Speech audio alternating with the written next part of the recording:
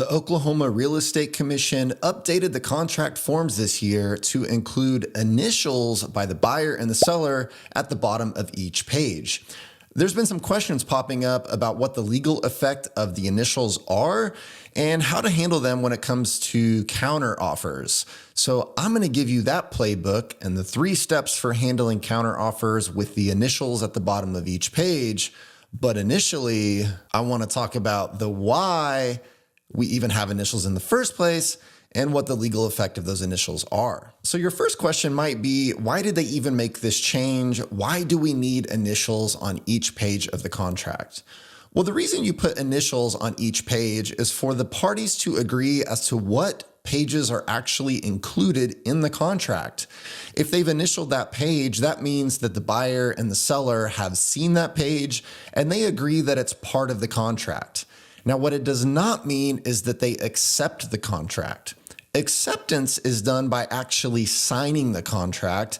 Initialing just means that they've seen that page and that they agree it's part of the deal. Now, it has some added benefits. The first one is making sure that a party isn't trying to be clever and sliding in a page that the other party didn't see, and then later arguing, oh yes, this has always been part of the agreement. So those initials will prevent tomfoolery, shenanigans, hijinks, mischief. And this is also great for you as a way of kind of risk management. That way, your party that you're representing can't come back and say, well, look, I didn't see that page. I didn't know that was actually part of the agreement.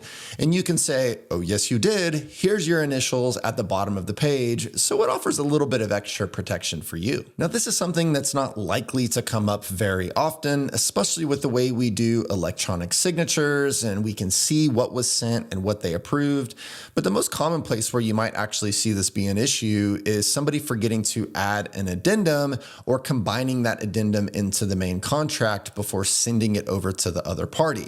So those initials at the bottom of the page can help make sure that, again, we agree between the buyer and the seller every page that's included in that contract. And again, I just want to reiterate that initialing the page does not mean they have accepted the contract. It simply means that they acknowledge that that page is part of the contract that was presented to them. But let's move on to counteroffers because this is really where the question comes in as to how to handle these initials on the page. So let's set the initials aside for a second and look at how counteroffers generally work. The buyer's going to submit their offer, and if the seller wants to counteroffer, they aren't going to sign the original offer. Instead, they're going to prepare the counteroffer form, and that's what they'll sign. They won't sign the original contract offer. And then the buyer, if they accept the counteroffer, then they'll sign that counteroffer form. But the question has come up now that we have initials on every page. When that seller receives the offer and they want to counteroffer, should they go ahead and initial every page in the contract, even those in the original offer? And the answer is yes. So let's talk about why. Like we talked about in the first half of the video, if the seller initials every page of the original offer, it doesn't mean they've accepted it. They're simply reflecting that they understand that those pages were included and they are part of the contract. It does not mean they accept it. They would have to sign the original offer for it to be accepted.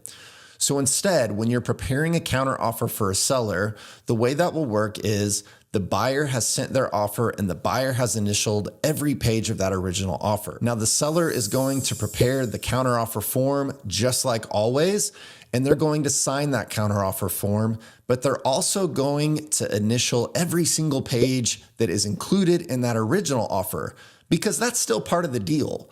That original offer is included in the counteroffer just with any changes in that counteroffer form. So it's still important for the seller to initial every page just to acknowledge that they've seen it and they agree it's part of the ultimate contract that hopefully the parties will agree to. So then once the seller initials every page and they send that counteroffer that's signed by them back to the buyer, now the buyer has their decision to make and maybe they'll accept it. And if they do, they sign that counteroffer form and now we have a deal.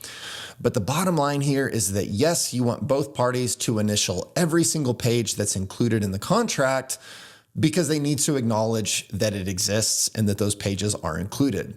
And frankly, it would look real strange if the seller didn't initial them, because then you would have pages to the contract that the buyer has initialed, but the seller didn't.